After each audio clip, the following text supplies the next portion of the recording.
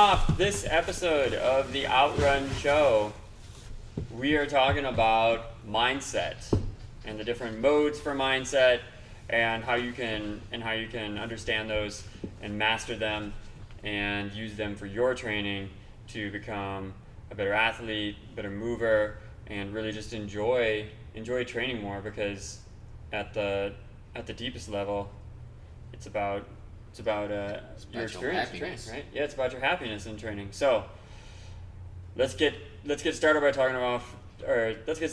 talking about getting your mind right.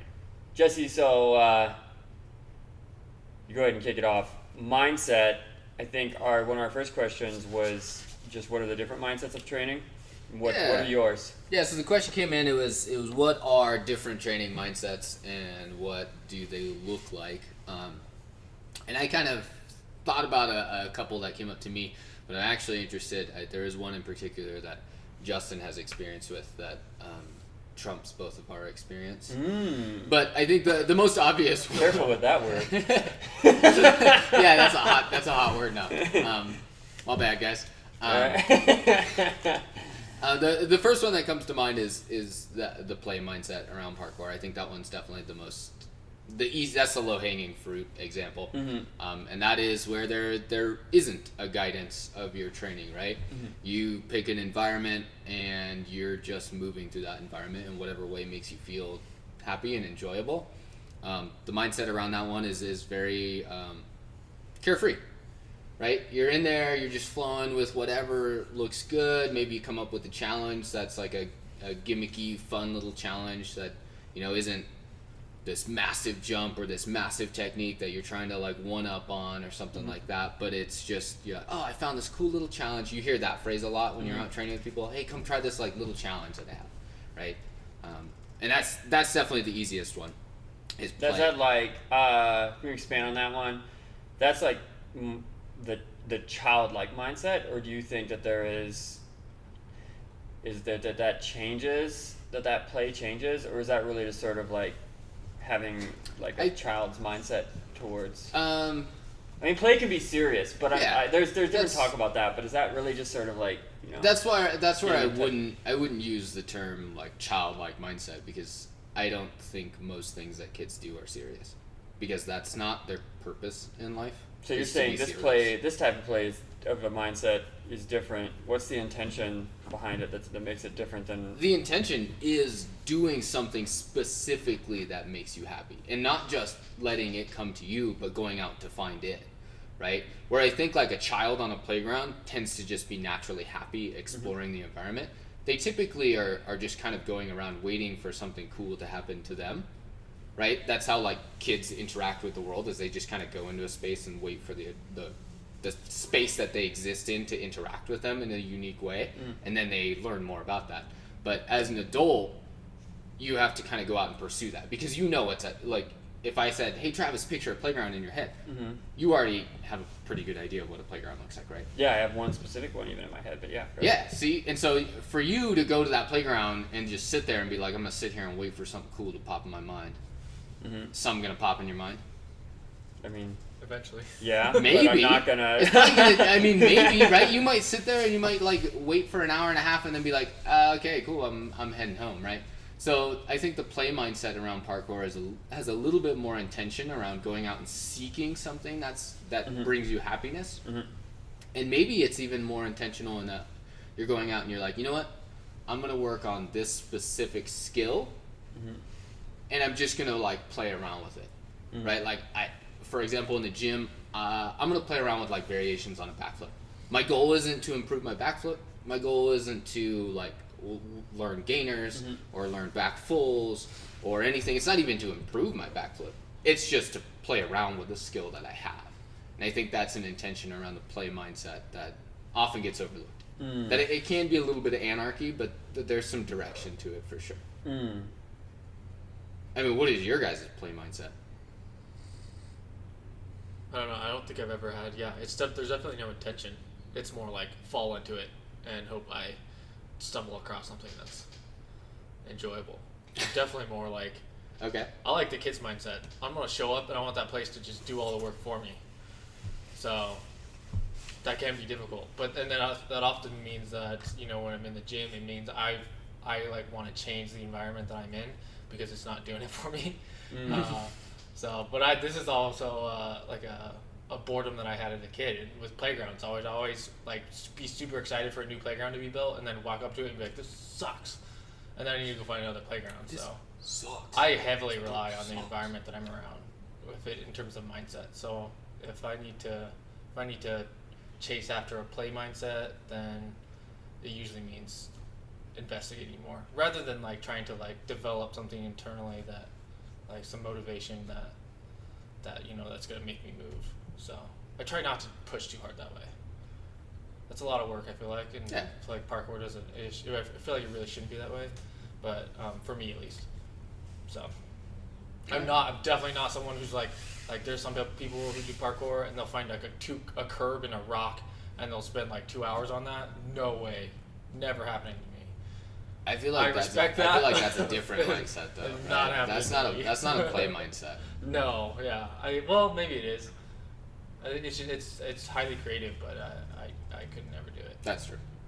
My like play mindset is more around like discovery. I think that what we tend to lose as we get older that I like about play, and I like about what I like about what kids focus on is the ability to sort of to find something interesting in maybe that rock or that curb. I mean, that's an extreme example. I mean, you really have to be without an iPad and stranded, very alone, to have to dig deep enough to have fun with the curb and the rock.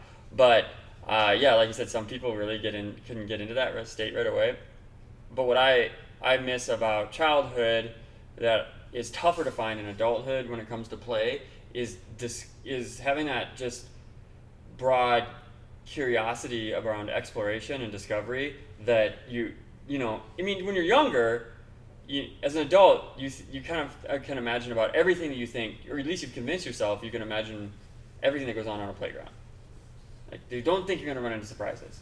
You're probably not going to go there. There's probably not going to be a dragon, right? Yeah, that's what I always expected. When you're a kid. Yes. Yes, absolutely. That's the point. Is like as a kid, you're just you're so open to the potential, and then later on, as you grow older, and those experiences become less extreme, or you start to explore an area and see it the same way multiple times, you get that repetition. The idea of creativity, it sort of like it goes away, right? So being able to use your imagination and play in that way is how I see a lot of play. And then also just being able to pretend that you're something different.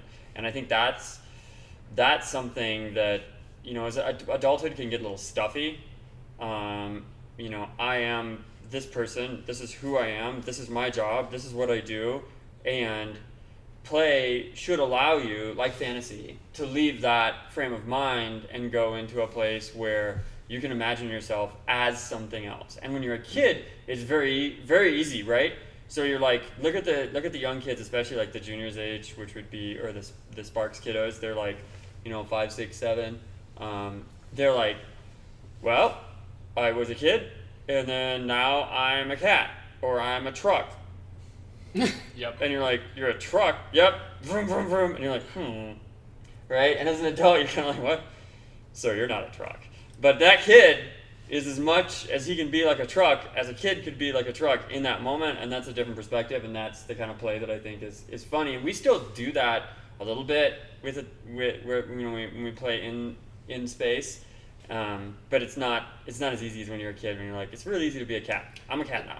I think the big hurdle to that is there's an element of like embarrassment to just being like, I'm a cat, and then just like dropping on all fours and walking around like your peers, and then like, oh well, I guess Jesse's a cat now. Yeah. This is really reminding me of the time where Sean, do you guys remember that girl that was literally had her back hunched and hissing at Sean? In class? In the middle of class. The little girl? Yeah. No, I don't. What happened? Right. I didn't know. I don't think I was there for that. I think I remember hearing this story. But I just remember the scream, and then I go outside, and this girl's like on the box like this here, does like this like a cat, and Sean's over there like trying. You don't pet cats, Sean, but Sean's over here trying to pet the cat. And she turns at me and she hisses, and oh man, kids, dude, they have another world. Yeah, so so people understand the context of that. Sean was a coach and that was actually in class. I do loosely remember this. I wasn't going outside of this break room. If I hear hisses, my imagination runs wild. I'll send Justin out to investigate. If there is a dragon in the gym, I want him to address it, and then I'll come out later. Justin's been playing The Witcher a lot recently, so he has the most experience with monster slaying. Yes, exactly. You deal with the metaphysical first, and then I'll come check it out if it's cool. That's hilarious. But yeah, no, I think that like a big factor to a lot of us not being like, I'm a truck now, is there's a little bit of embarrassment, and I think that's a good thing to a degree, in that like trucks don't do parkour very well. Let's be honest. So being a truck in a parkour gym may not help you. It may if somebody tries that and it works for them. You can always let me know. Yeah, but I do think that's a big factor. Is like kids don't have, like, I think of the things that I did or that Justin and I did as kids, like running around our grandparents' like property in Tennessee with like like swords and like fighting each other and running through like their like acreage and like attacking things and pretending like monsters were hunting us. And we're on the corner of a very busy street in Nashville. Okay. So people definitely saw us. Yes. Like, it's not like we were tucked away, way out. You know what I mean? Like, they had big property, but there was a road along the entire side, and cars would come by. So they saw us whacking each other with sticks and being like, ah. But we never cared. But now, you couldn't do that stuff without noticing that there are other people. In Tennessee? Maybe in Tennessee. Yeah, maybe. No, I'm not saying but, that. There's other people that are going to see that, and you're going to feel self-conscious about it. So I think one of the benefits that kids have is they have that exploration, that openness to any possibility, but their awareness level is, like, where their openness is exponential, their awareness is about this big. Yeah, so right? Having narrow awareness, yes. May actually benefit your play. It can benefit your play, but hurt you in other ways. It can, but I won't judge that specific instance. So on the other side of that extreme, we have the mindset of someone who's like trying to be seen as more serious. I just want to make the observation real quick. Footnote: as I've gotten older, it's become easier to be more relaxed and like that's almost seen as like cool, if that makes sense. Like, when you're just wild, when you're younger and you're just like wild and kind of crazy, you're taken not seriously at all, right? You're like, this person's not serious. They're a kid, they're acting this way, they're not serious, I can't take them seriously. You lose influence, you lose clout, and you're treated differently. The second you're a kid, not acting serious, you're treated like a kid. Could he be trying to take my clout? But and then you lose clout. But as you get older, there's hope. For all of you people out there who are just goofy and you're younger and you're not taken seriously, there is some hope, because as you get older, that's seen as a cool attribute, right?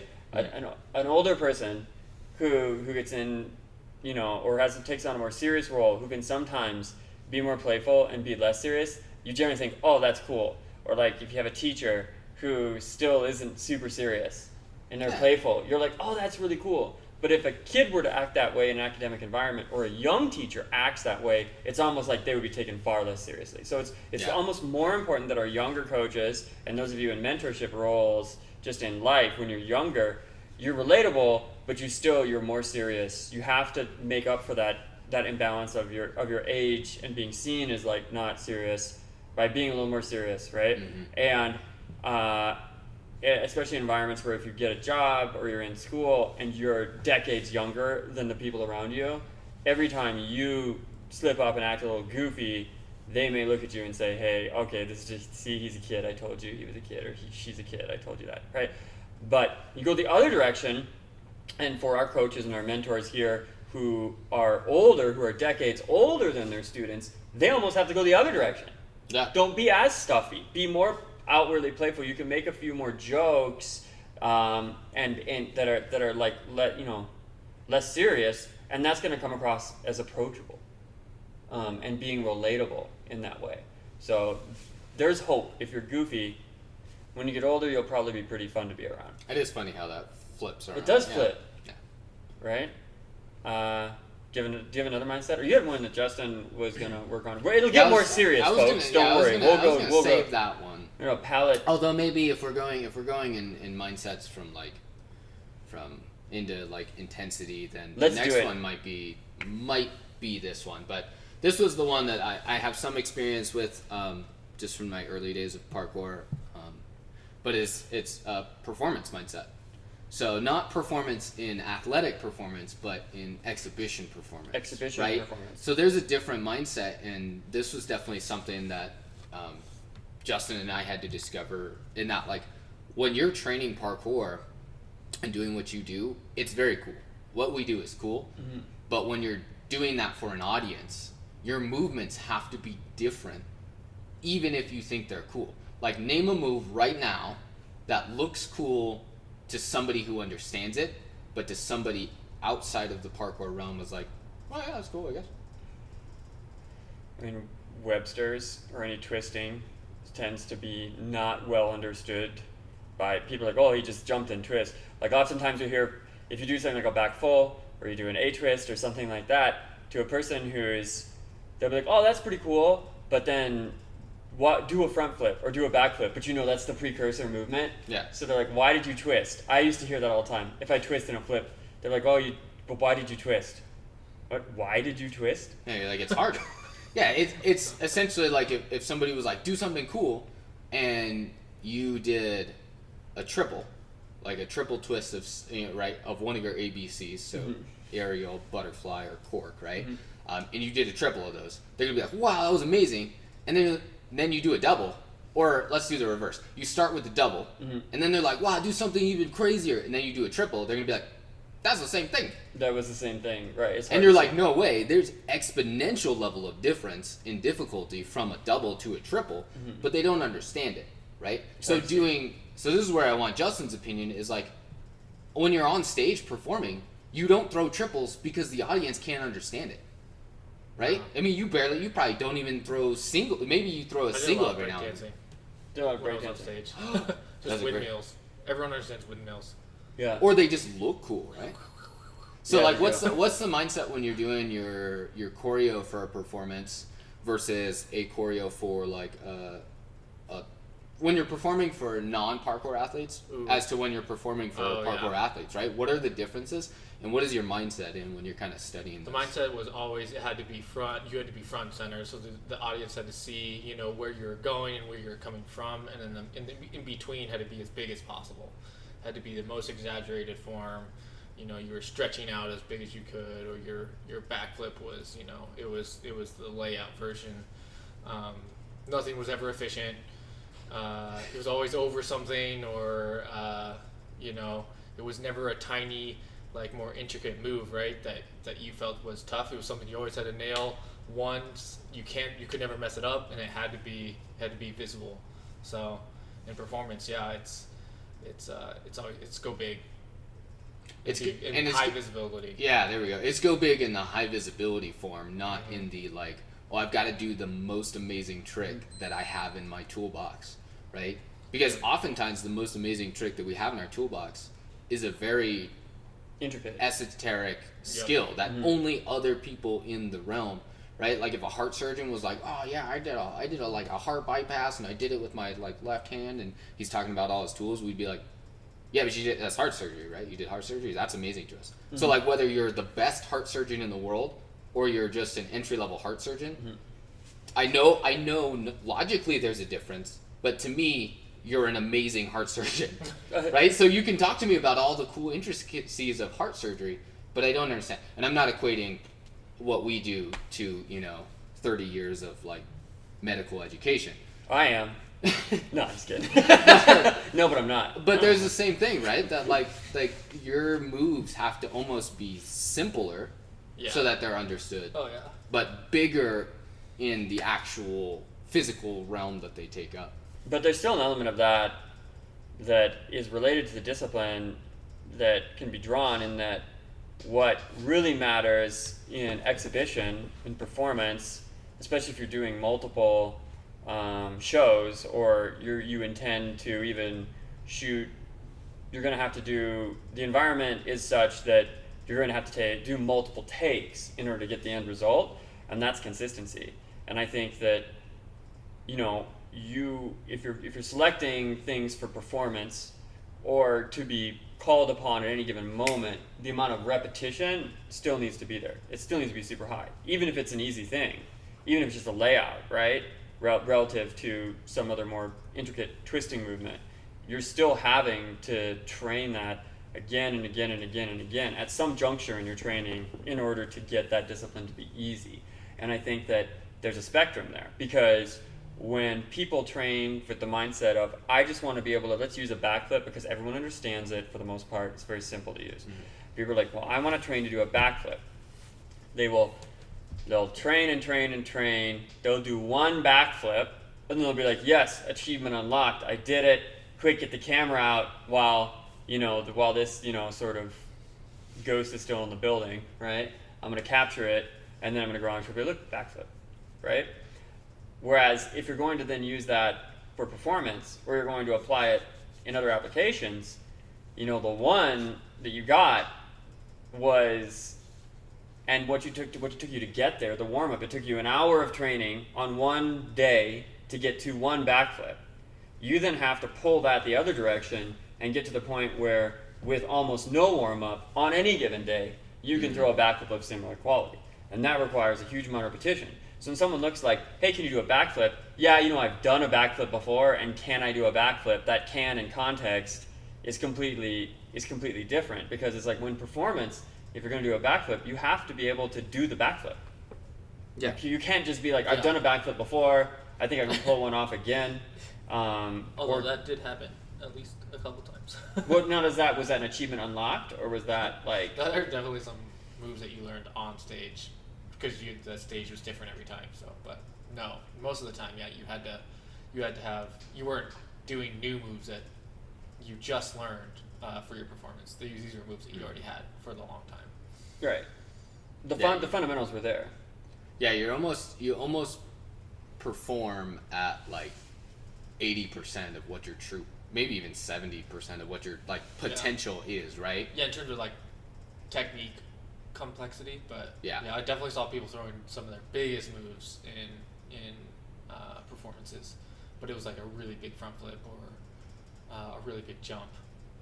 So it was still like, it was a modification of a fundamental technique that they have on block already. Yeah, exactly. It wasn't like somebody trying to throw a triple like cork Capri for the first time. Yeah, not a lot of like hardcore tricking elements, at least from us. Like, I'm sure if we had practiced more tricking elements, there would be certainly more of those. But yeah, it was more fundamental stuff, just over bigger obstacles with bigger drops, or Right, but you still have at its core, when you look at performers, they're in there drilling the basics, the fundamentals, again and again and again and again, until that stuff can then be the little bit of adjustment can be made. Because the more on lock your standing back tuck is, or round off back tuck, the more variations you have later on to use when the variables change, right? So if you're in a dark stage, if now there's equipment that's around, if the lighting changes, if the surface is sketchy, having a solid backflip and the hundreds and thousands of times that, not hundreds of thousands, maybe, the thousands of times you took to do that backflip, I'm saying that's different. And when you're listening to this, I guess what I'm saying is this leads back to the mindset of the Bruce Lee saying, if you're not a man who's learn 10,000 kicks, learn 10,000, right? But the man who's practiced one kick 10,000 times, right? Right. Punch, but punch. I thought it was kick. I think I don't know if the meaning is Doesn't matter. It doesn't matter. We may have messed up the quote, but you get the idea, right? The idea is that the repetition is what is different, and I think that's a difference that can be respected in professionalism between training, a pro mindset of training versus a recreational mindset of training, the play versus the pro, right? That's a totally different mindset, and I can remember some of this by unwittingly getting in some performances where they would be like, hey, throw earlier on like some, and even some like high school or college level performances where people would be like, hey, come do some martial arts stuff. Can you throw like the twisty thing you do where you lay over, like the B twist? And my B twist had been, there's a difference. Like when you're training a technique and people need to understand this. I think this is a valuable lesson. Just because you threw it once doesn't mean the next day you get to wake up and you're going to throw it again. It's not like something you've memorized. That's just the beginning of the journey. So if you train, don't beat yourself up, because this is very common where people will say, oh, one day I had B twist. B twist is a very good example of this because the timing and the nervous system is so in play that you'll come in one day, be able to do it for the first time, and then maybe 3 or 4 times sessions later, you're still bailing again. Like you're not able to do it again. And then it sort of comes back into play. And then you have to compound those times when you have it on lockdown to be able to do it more consistently, right? So I was asked to go and do one of these B twists on stage, and I just was like, yeah, I've done a B twist before. I'm sure if I just go to throw it again, it'll be fine. And yes, yeah. It's always that like, no, if the pressure is enough, I'll do it right.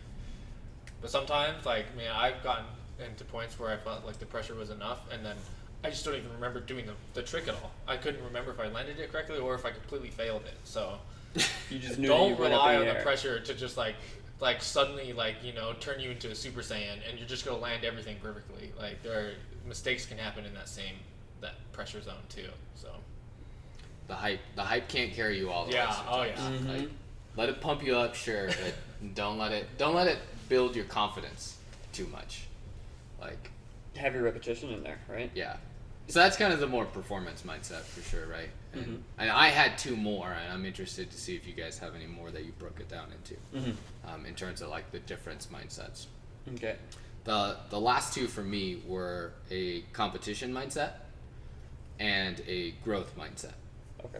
So in intensity, I actually would consider those 2 parallel in terms of like what the intensity of those mindsets are when you're doing them. Growth and competition. Which I often see like people are like, oh, like competition's like that's the pinnacle mindset. Like that's the mindset that. Okay, like, let's pause people just for a focus on. second because people need to understand the context of your competition experience. So a lot of people may not know this, but you were podiuming for some time in the last decade in top 3 pretty consistently, right?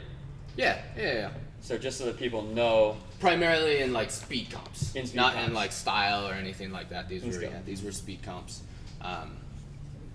that I was podiuming, or at least like top 5 pretty consistently. and so for these are most the comps. early, just so people understand, these are the early Apex comps you were actually winning. I think I won my first one in 2011. Okay. And then And you were on the OG Apex Pro team, right? correct, yeah. Right. Yeah, along with that's where Justin and I kind of got our early performance stuff. Then after that, then there was kind of a gap where I didn't really compete, and then got back into competing again right around like the year or 2 before the NAPC circuit started up.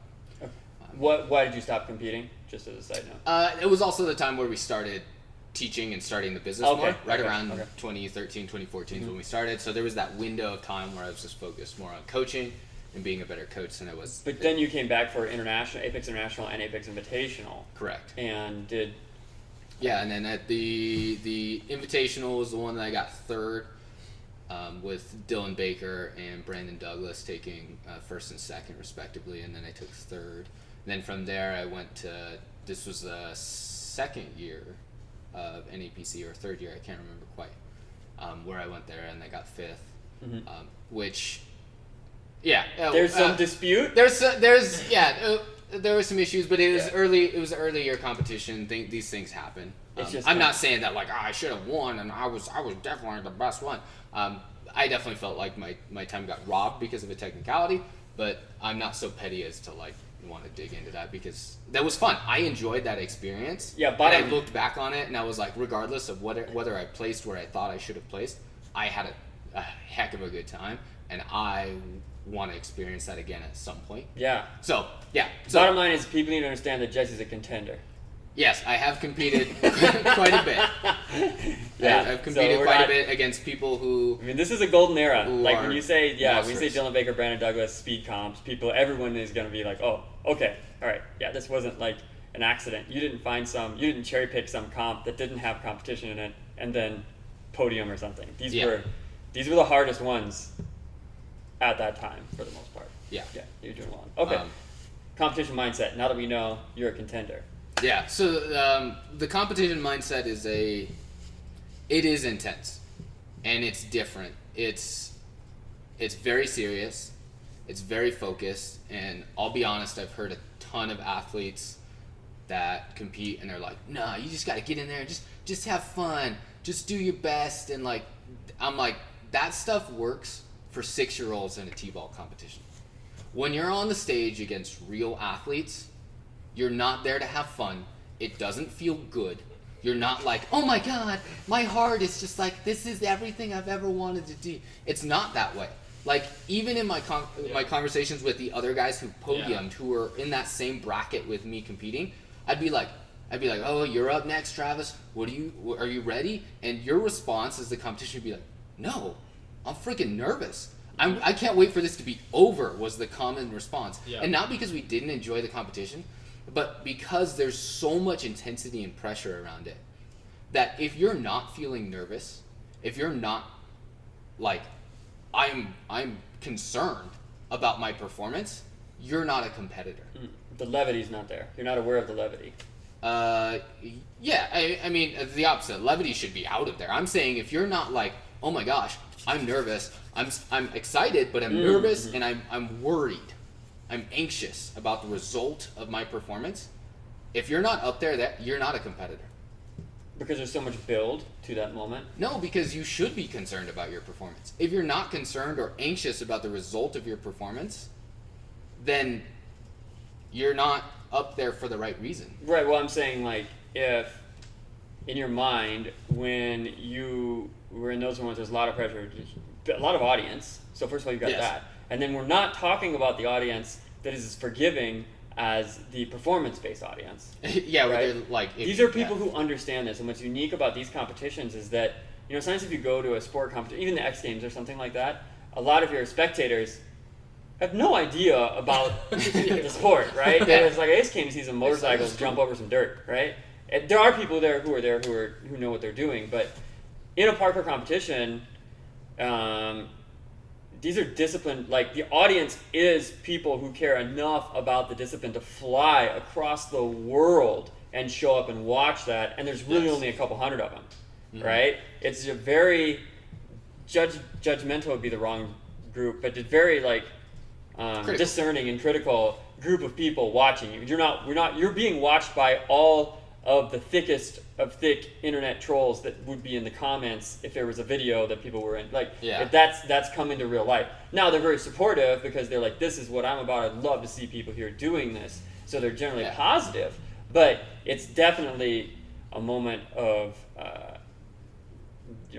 reconciling, right? Who's the best? Yeah, I guess just the essence of competing is a bit egotistical, right? You compete to see where do I place in and amongst my peers, right? And you jump in there not to be like, oh, I wonder. You jump in there to be like, this guy, going down. And it's friendly. It can be fun in that like competitive sense because they're looking at you and they're like, right, you're not hoping for injury, or you're not going to sweep the leg. No, you're not. Right. You're not hoping to destroy anybody's life. But if you're not there to try and one up your peers, you're not a competitor. And as a result of wanting to one up your peers and knowing that your peers are amazing athletes, there should be like, holy cow, I am incredibly nervous right now. And when they're like, up next, Jesse Clark, you're like, whew. Like right now, for anybody listening, watching you might not notice or listening you might not. My heart rate's up already. Right. Thinking about being like, up next is Travis Lee, and on deck is Jesse Clark. Knowing like, oh, okay, Like, you're not even in my mind. I know you're up next, and Yeah. I might be like, hey man, good luck. But Yeah. I'm like, fucking okay. Like, Yeah, ignore him. Like, yeah. and I'm just like, okay. I'm going through my lines. I'm nervous. I'm ready to go. Like, if your heart rate doesn't spike in a competition, if your mind doesn't dial in and almost get like a tunnel vision around like, I'm ready to go, pick me, then you're not a competitor and you're not in a competitor mindset. Do you think that there okay, so that mindset is the mindset in the moment.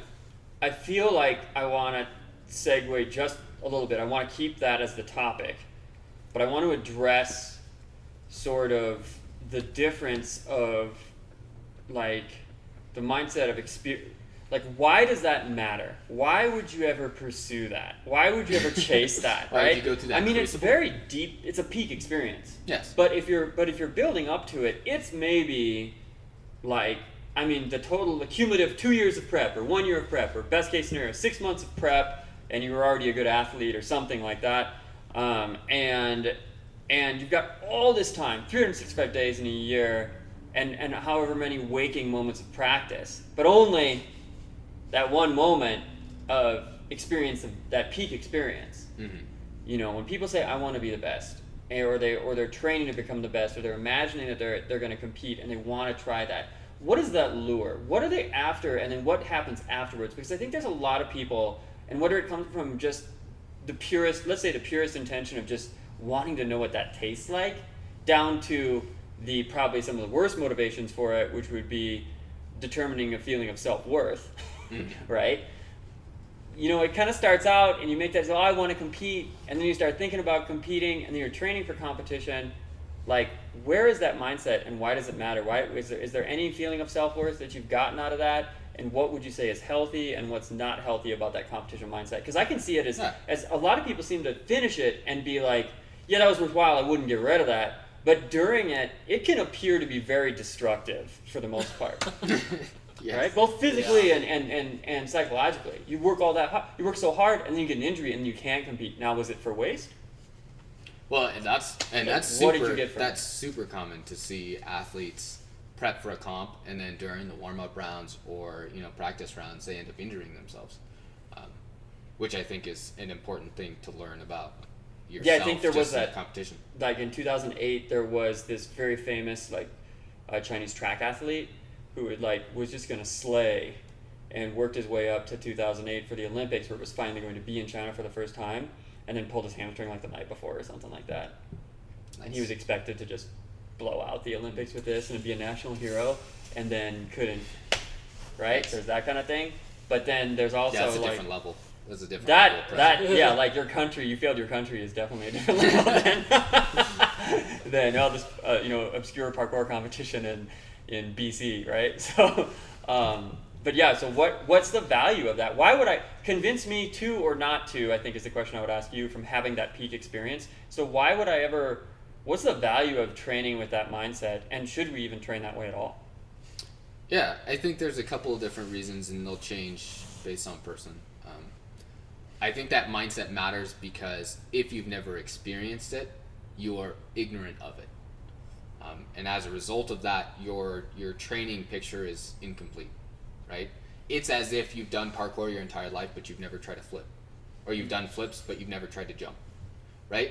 In the realm of movement, we try and experience everything, not because we want to be good at everything, but because we just want to know, is this something I might like? It's you go out, it's exploring. It's going out and learning new things and doing a competition if you haven't ever done one, whether it's a low level comp or it's a high level comp.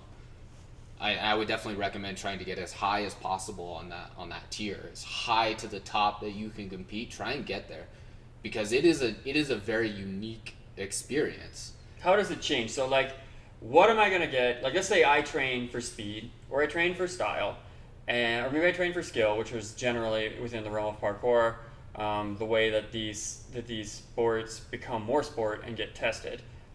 What was the difference? Because I've done, the entry level competitions, even with a similar, discerning audience, but I've not made it to the international level at peak competition with the best people in the world in that.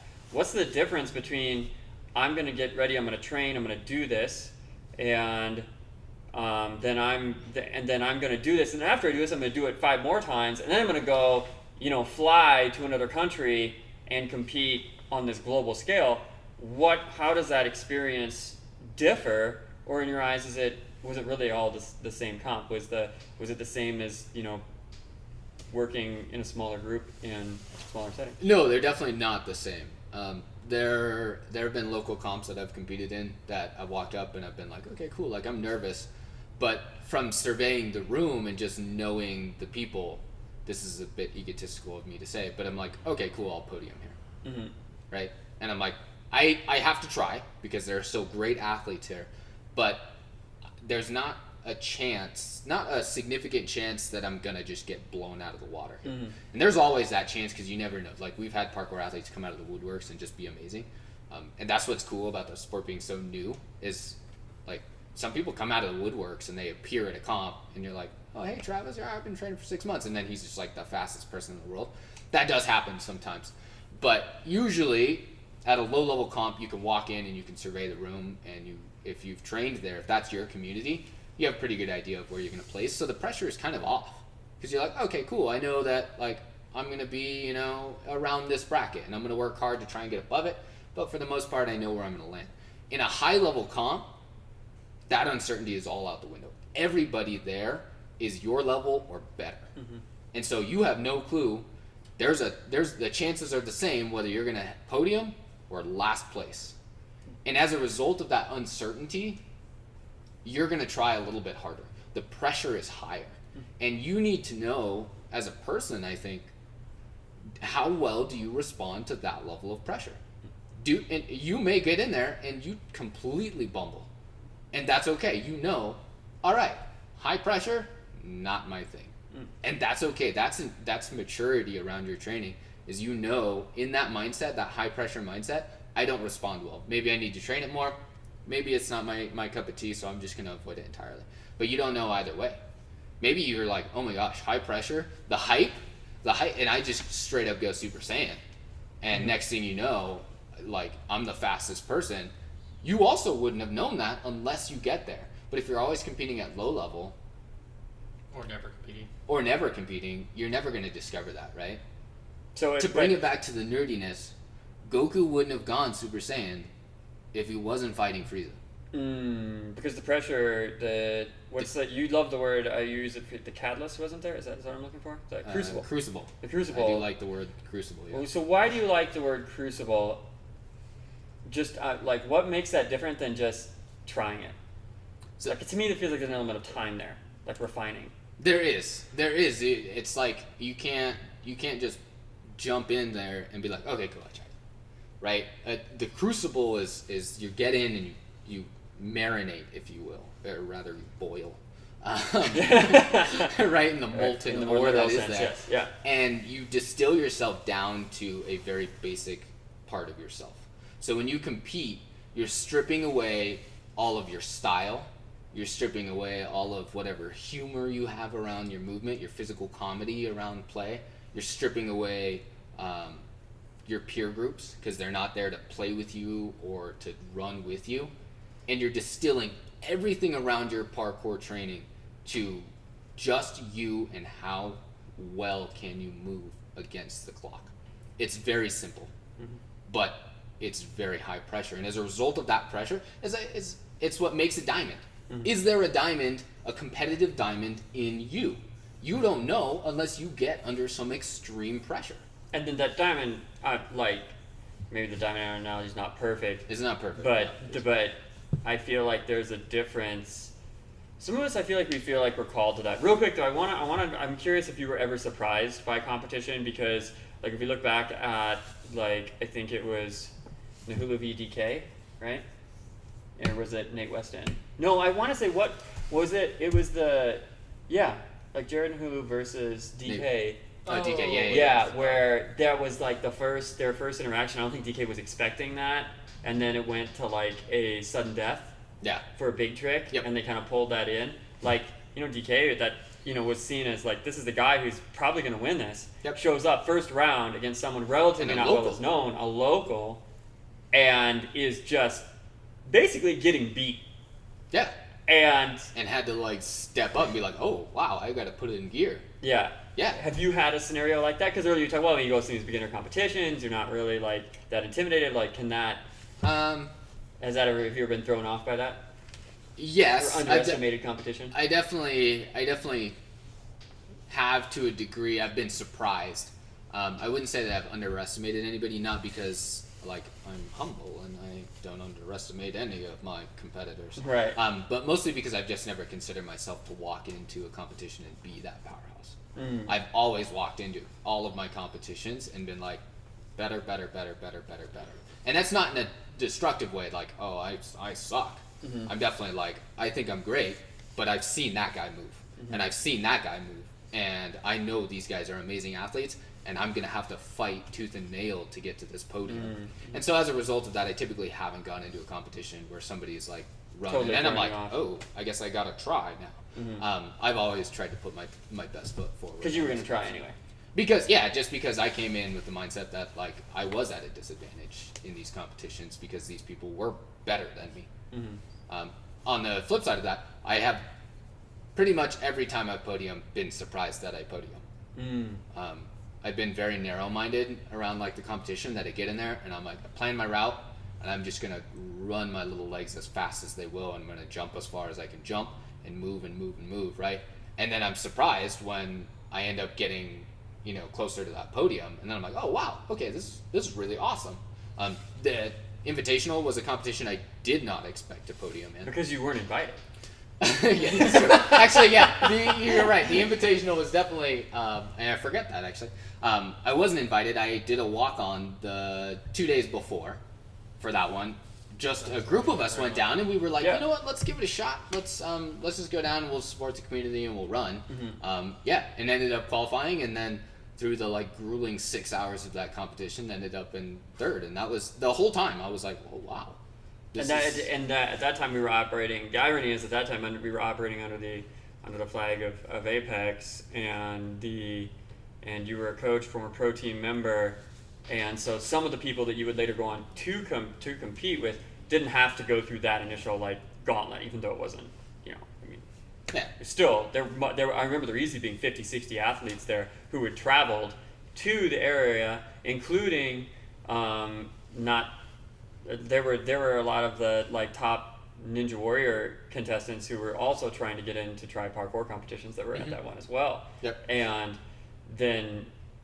then you win that, and then go on to compete with people who maybe didn't have to do that the day prior, but still were obviously training super hard and whatnot. But I think that's a cool story. I think that actually is a really cool story, because that competition was local, but you had to earn your way in it. You weren't entitled to that role, so you had to come in and prove yourself against all the locals and all the people who were invited. And the competition was not weak in that comp at all. No, that may have arguably been like one of the peak years. And that was one of the early one of the early big parkour competitions where we had a speed round and then a skill round and then a speed round. So the competition wasn't just like one course, one run, right? It was one course, run it, you get points based on your scoring. Then you have a massive skill round where they have some disgusting skills that like I remember like they had this dive roll challenge. Yes, or like this 6 foot fridge, 6x4x4 fridge, right? Massive, and you run, and you had to dive roll and roll across the vault box, right? And stay on the vault box to complete the challenge. So you have to run, step up, dive over, roll across the top of the vault box, and not fall off the vault box. And it's all wood. It's all wood. Like for padding. those of you who are not familiar with what this would be like, this is not even rubber. People weren't even putting rubber on top of boxes at that time. And there was also like from the top of the box there was like bar. 3 feet. There was a bar above that box, so you had to dive between those two, essentially through that, right? And I remember like trying that. Me and Rob Schill from Denver tried that challenge also for very fast guy, maybe like 15 times. And I remember the day after waking up from that competition, and my whole arm here was just bruised because I would dive, and then like sometimes you'd miss by a little bit, so I'd have my arm down, and it would just boom slam on the box. Like, that was grueling. Yeah, that was grueling. But then even after that, you have to run another speed course. right? And then finally, your performance across all three categories or all three parts was what scored you.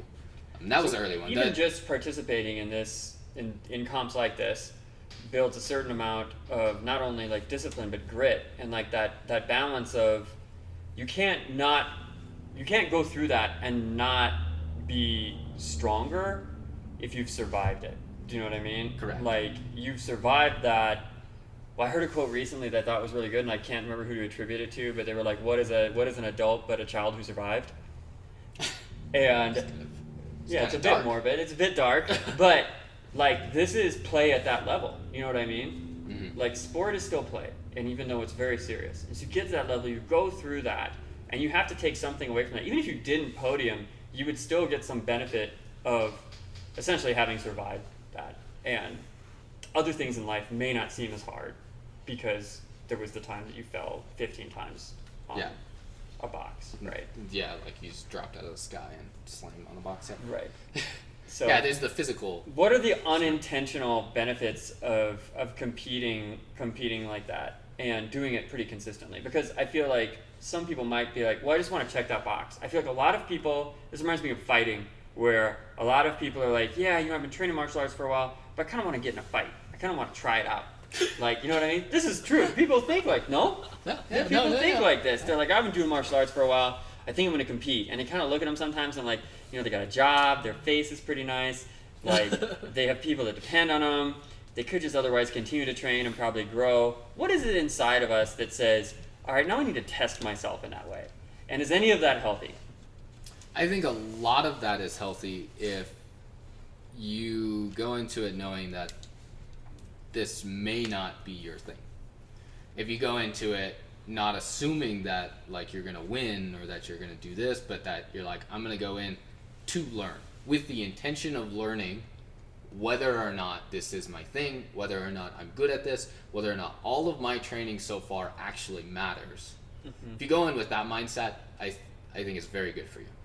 And if you go in the mindset of self-worth, of like, I need to win this to prove that I am something and that I have been doing everything that I need to do, then it could be a very destructive moment for you, right? Like, your self-image may greatly suffer when you get smoked by a guy, 10 years your junior. Mm-hmm. Or senior. Like, hey, let's not let or you're right. Yeah. Or 10 years, 10 years your senior, right?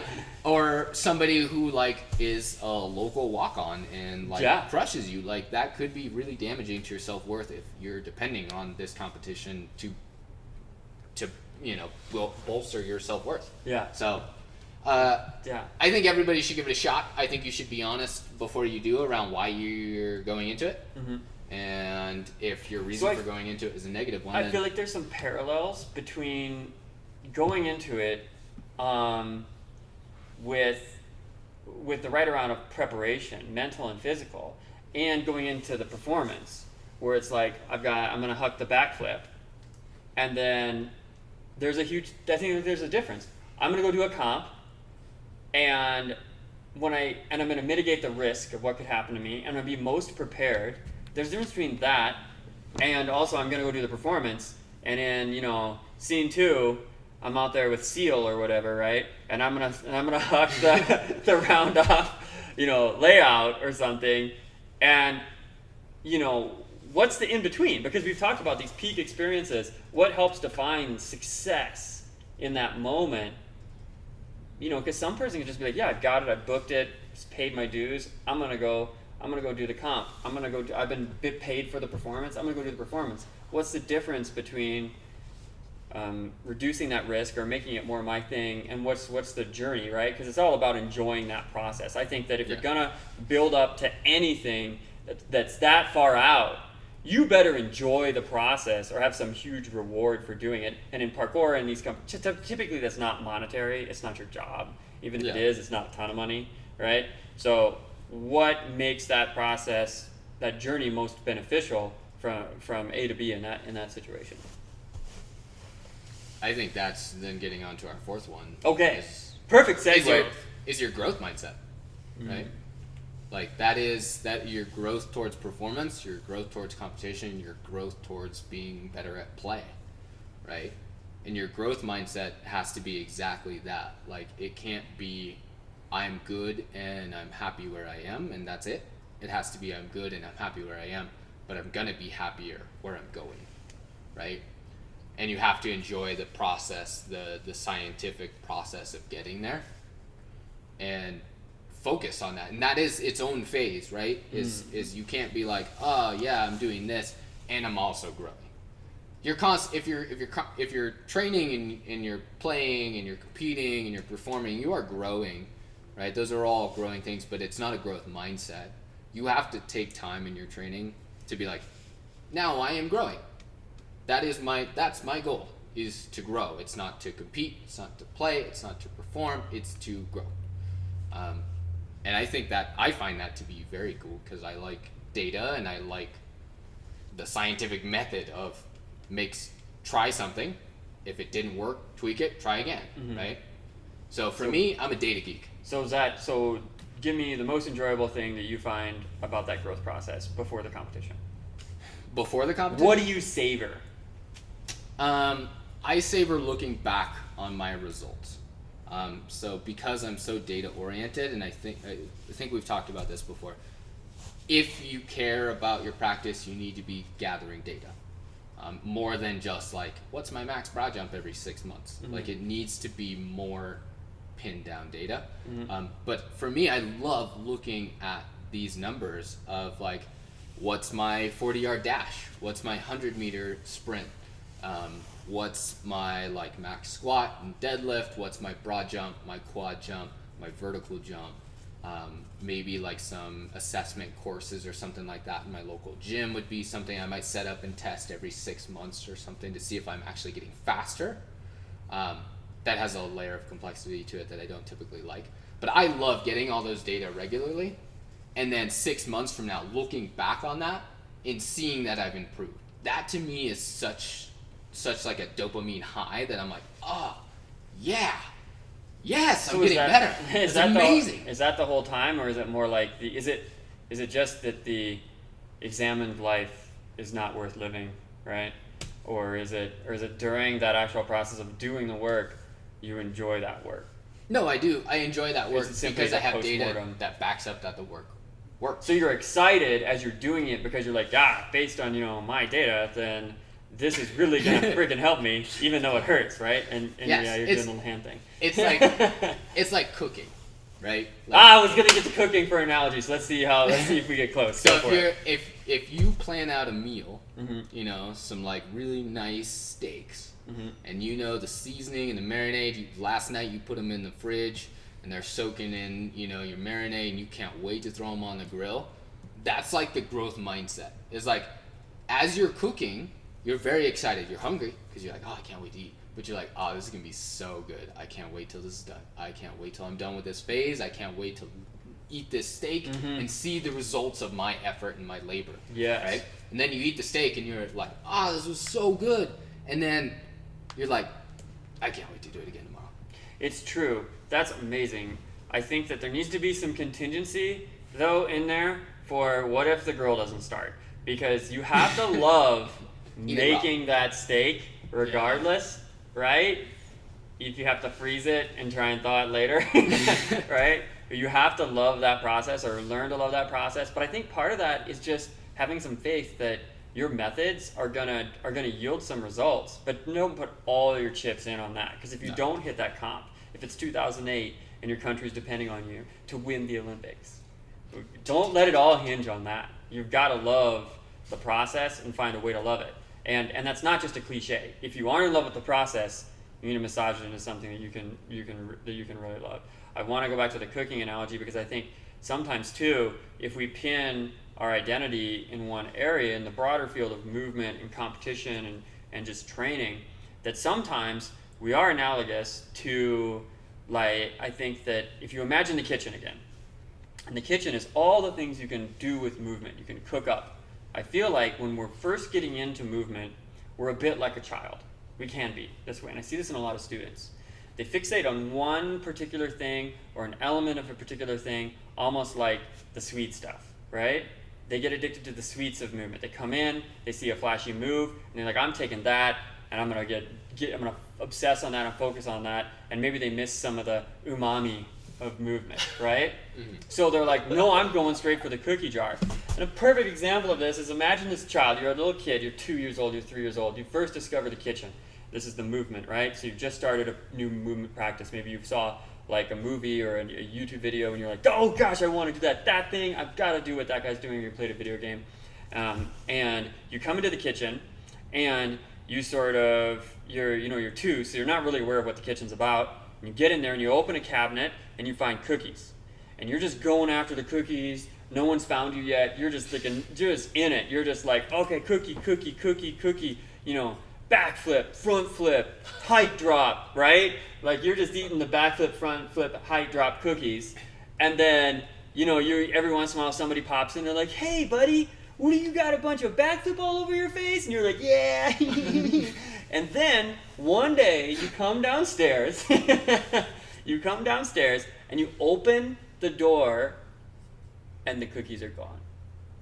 And what do? You start bawling and you cry.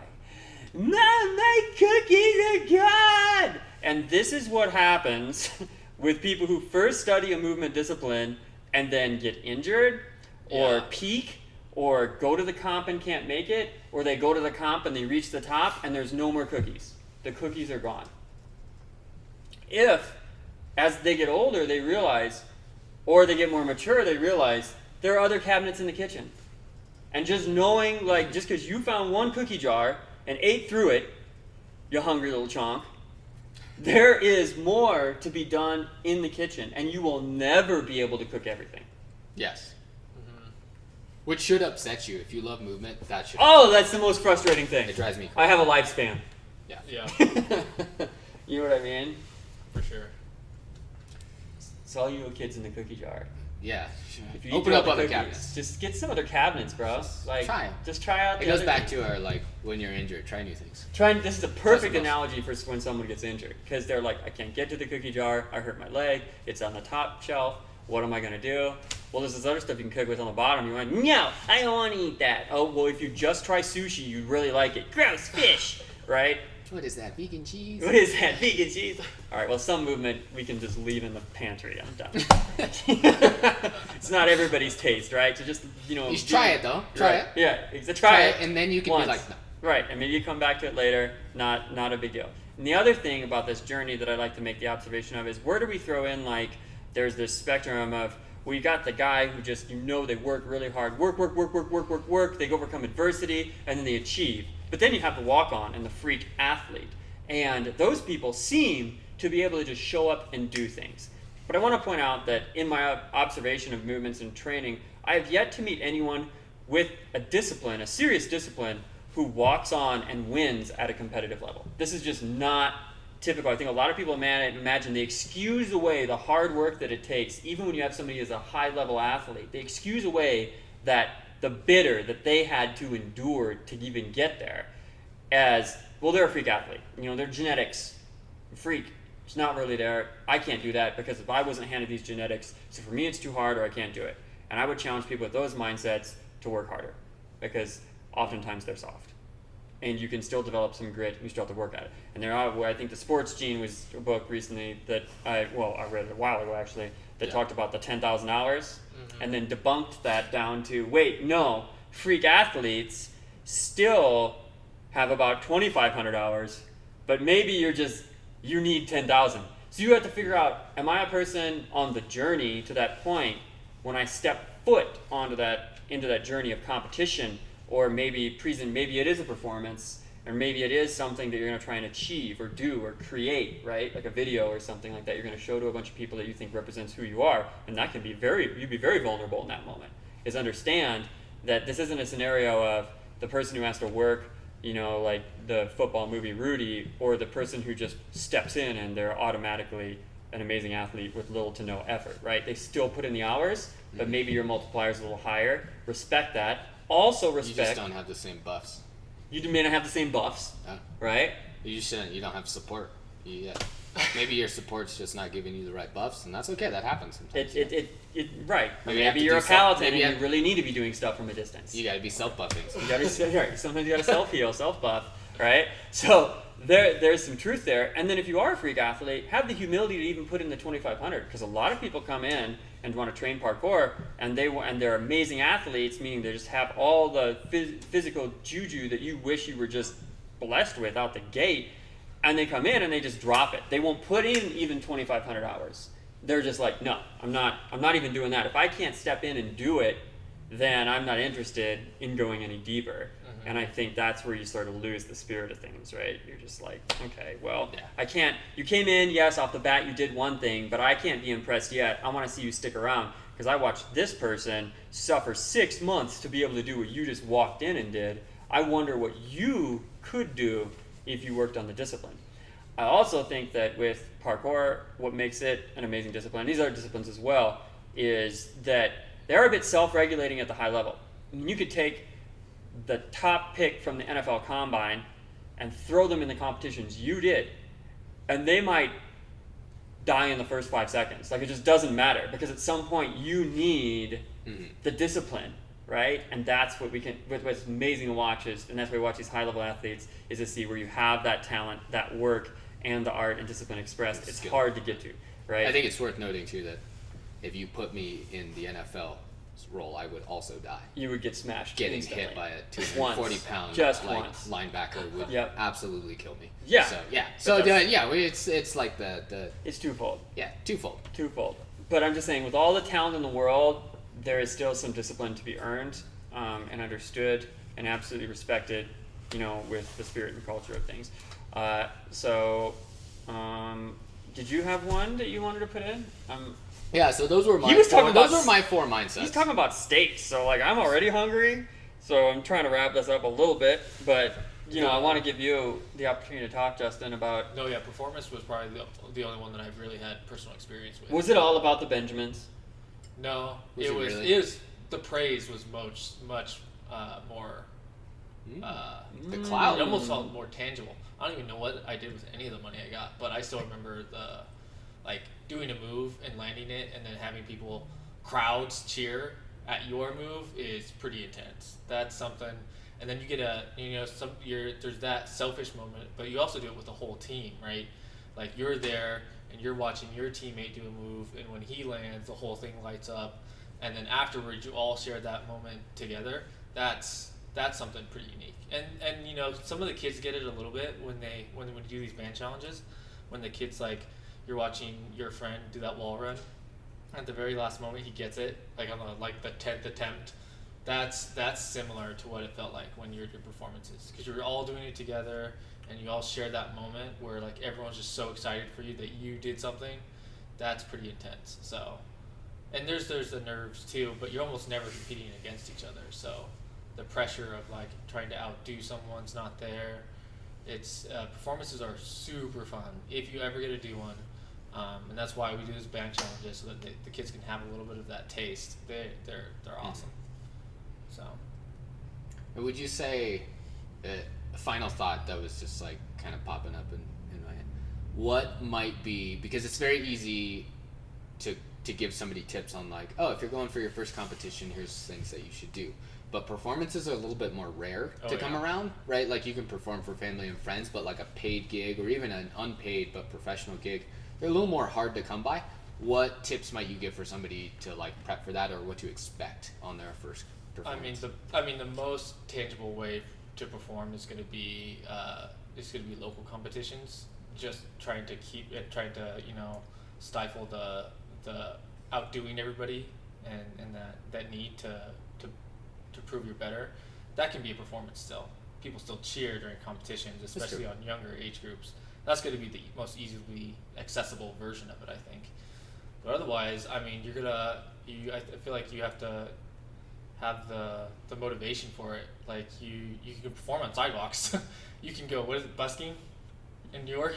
You can go to Old Town and you can go back up for $1 if you really want.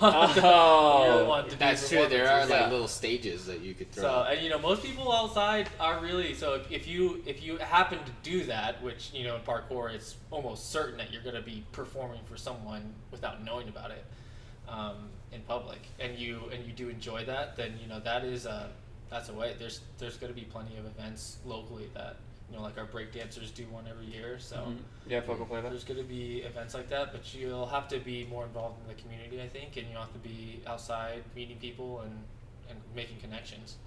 So, Yeah, I think the performance thing is really neat, and it may be more attainable than the competition aspect because you can, like, people's number one fear over death typically tends to be more than like stage fright, right? The public speaking and performance in a public, and that's a skill, that's a superpower. Oh yeah. I think that what I'd like to point out for any of these scenarios that I think that if you're looking to prove yourself in performance or competition, first ask yourself, why am I looking to do this? Do I feel like I'm to have to do this to prove to myself who I am or to someone else? Am I doing this to impress someone? And what's your reason? If the reason is tied to just sincerely wanting to know what that's like, then measure the risk, because there's ways to taste this. Smaller competitions, more like local performances that aren't as big of a deal. There are ways to taste that and see if it is your thing, like Jesse was saying, before you like throw some lure way out there in the future and be like, oh, I'm going to go to this comp and it's going to be huge, and then you spend all your time prepping for it, you save your money, and you just kicked it out so far. Don't wait. If you think you want to compete, the first thing you might want to do is take what you're already good at and just ask a buddy of yours to race you or to watch you, record yourself, put it on Instagram or whatever, and just see what that feels like for you. And if you like it, build on it. I think you need to do the rapid iterative testing, because let's not waste a year on something that you're dispassionate about. I think that's really good advice. It's like, if you don't know if you're into that, find it out quickly, right? Find some local performance, or do some like choreo something on like a street corner or something like that. Give it a shot and like find out immediately, because we have a lifespan. We do. And if you spend a significant amount of time on something that you end up not liking, that sucks. Right? But that sucks. Like we said, the whole point of movement is to make you happy. So if you find that you spent a year doing something that didn't make you happy, that's a wasted year. You have to work hard to get something out of that, which is okay too. So don't waste there years. There are positives from it. Yeah, your ability to rebound from that is where your skill set's going to come in. Right, exactly. So it's like that. And if you do find the glory is in if you can find a discipline or an element, or you're in one cabinet that you're enjoying eating all those cookies, or making that umami ramen, right? Then you just savor that moment, and you're gonna love going back and doing it again once you finish that recipe, that comp or whatever. You're like, cool, I'm gonna go back and I'm gonna do that some more. And then that's really where the value of the discipline comes in. That's where like the mastery comes in, is when you rinse and repeat, and that's where you have that consistency and that discipline that builds a result that you can look back on and be proud of, and other people will look at you and respect you for, no matter what that discipline is. So, on that note, let's wrap it up. Can we get steaks at 11 in the morning? No, I don't want steaks. We can. Well, we're gonna We find can steak. fight. Oh, We'll find pancakes. it. We are off to steaks. All right, listeners, watchers. Thanks for tuning in, guys. We love you.